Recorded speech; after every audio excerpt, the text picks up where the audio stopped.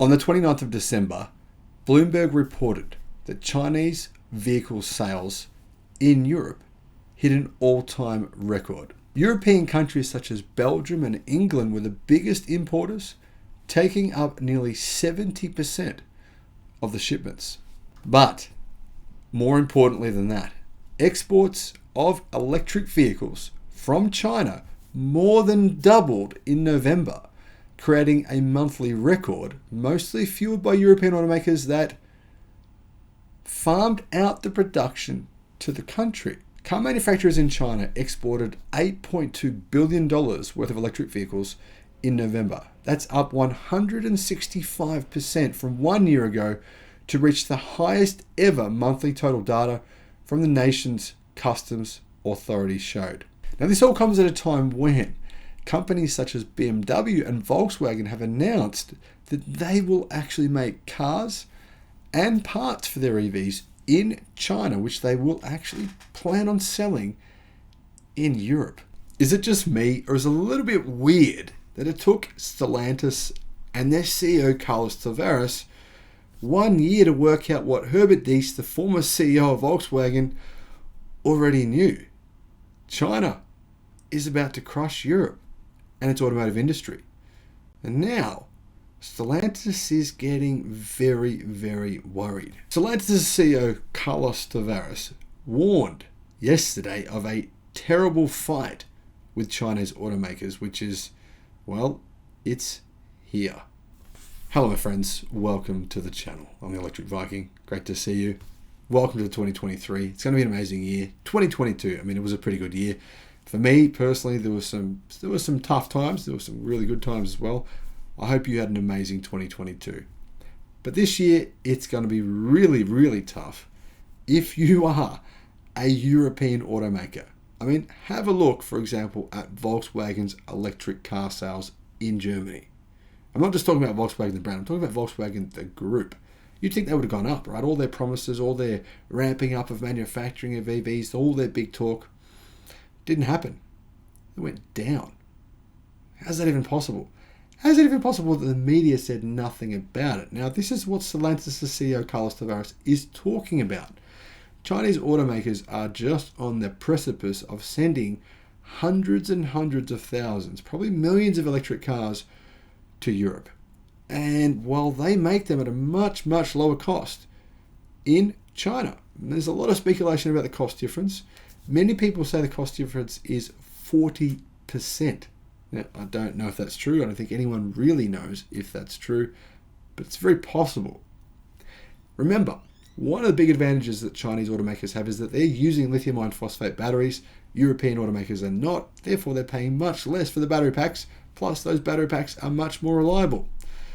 Well, European politicians must help the region's automakers compete with Chinese companies that are expanding into Europe with aggressively priced vehicles, says Stellantis' CEO Carlos Tavares. Now, this hasn't really begun yet. I mean, it has. It's been a long time in the making. It's been years and years and years in the making. The Chinese government planned all this out. I'm sure they sat in a boardroom and they said, how are we going to do this? Well, what market do we not have when it comes to manufacturing, automotive industry? Let's take it. How are we going to do that? Well, we'll invest many, many billions into our companies. We will make most of the world's EVs. That's what they do now. Just a fact. Stellantis CEO Carlos Tavares sees the European auto industry at a crossroads in competition with Chinese rivals. And that is understating it. If politicians in Europe do not find an answer to the push into Europe by Chinese automakers, there will be a terrible fight, Tavares said in Las Vegas a few days ago. Europe's auto industry could be forced to massively reduce its production capacity in the face of rising competition from China.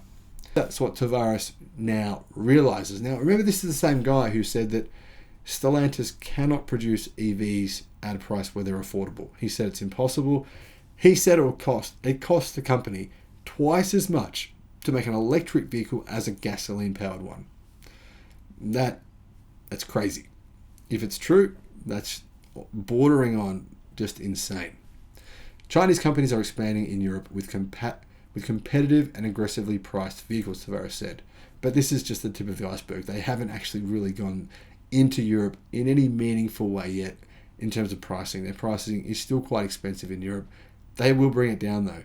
They're just trying to kind of not ruffle the feathers too much, but once they get a foothold, once they actually get a presence there, that's when, bang, they're going to reduce prices. They'll dump prices, probably below cost in many countries in Europe, just to get market share. Then they'll raise them a little bit, and they'll get you used to the brand, and then you'll recommend the brand to other people, and those other people will go, well, these cars are 20% cheaper than other EVs here from European automakers. China can still make a profit on that 20% difference in price, and therefore they will take over the market.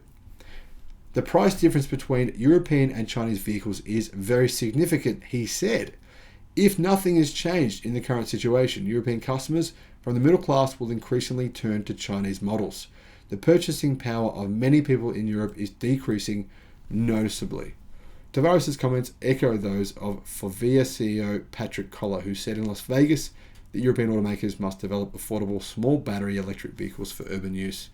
Europe's emissions regulator regime is not helping the region's automakers, Tavares said. He's right. It's not at all. I mean, they're giving them basically, they're opening the door.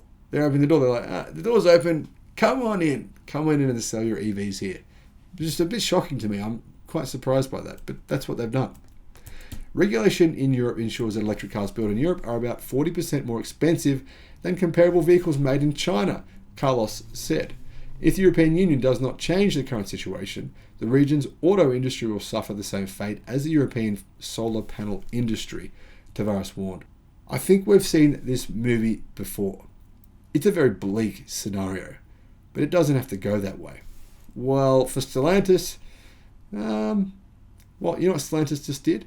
They just closed one of the biggest automotive factories in the world, in the United States, by the way. Guess what? That factory makes gasoline-powered cars. Predominantly, Stellantis makes gasoline-powered cars. Their competition who are coming predominantly make electric-powered cars, which he says they can make at a 40% discount. Imagine this. These companies could easily sell their vehicles then, if that's true, at 30% less than the competition and still make average industry margins that are made on gasoline-powered cars today are all around the world. That's pretty scary. SAIC's MG, BYD, Geely Zeekr, NIO, XPeng, Leapmotor are among Chinese automakers targeting European consumers with their electric cars. Now GAC, Aeon as well. The list goes on. You've all heard it. I'm sure you've heard it before if you've been watching me. But if you haven't been, make sure you subscribe. And I'll tell you all those automakers that are coming. There are two paths the Europeans could take, Tavares said. If you keep the European market open, then we have no choice. We have to fight the Chinese directly. And that applies to the entire automotive value chain.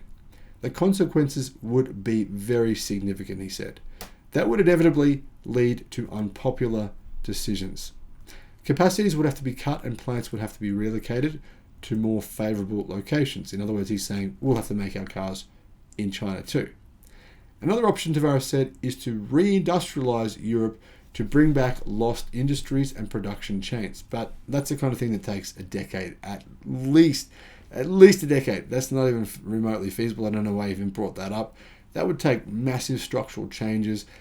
European Union, things don't happen quickly. They happen slowly does it, slowly. And this race it's already won and done. If you want that, however, he said, there is still a lot to do in the EU. Then you would need a different trade policy. German industry in particular would not be enthusiastic about a trade policy setting limits on China because it would massively affect European activities in China. So there is your key problem. The European Union makes more money selling their cars and other products in China than what China makes selling theirs in Europe. So it makes sense for them now. It's like a drug they've become addicted to. They can't get off it. They're addicted to the profits, but they don't realize, or at least won't realize until it's too late, that actually this will cause economic devastation throughout Europe. The reason being, the automotive industry in Europe is its biggest industry by a wide margin. Tavares says, ultimately this challenge is akin to squaring the circle. In the current context, if nothing is done in the European Union, there will be a terrible fight. Well, personally, I think the fight is pretty much over. Right now, nearly 70% of the world's electric cars are manufactured in China. And Europe seems stuck between a rock and a hard place. If they choose to regulate the sales of Chinese EVs in Europe, then they lose their current sales in China. But the thing is, they have no choice. They're going to lose them anyway. European automakers make very few EVs in China, and they're losing market share by the day. So the question is, do they want to lose their billions in profits today and keep their own automotive industry, or do they want to lose them in a few years and lose their own automotive industry? Well, only time will tell what will happen. Let me know your thoughts in the comment section below, and thank you for watching.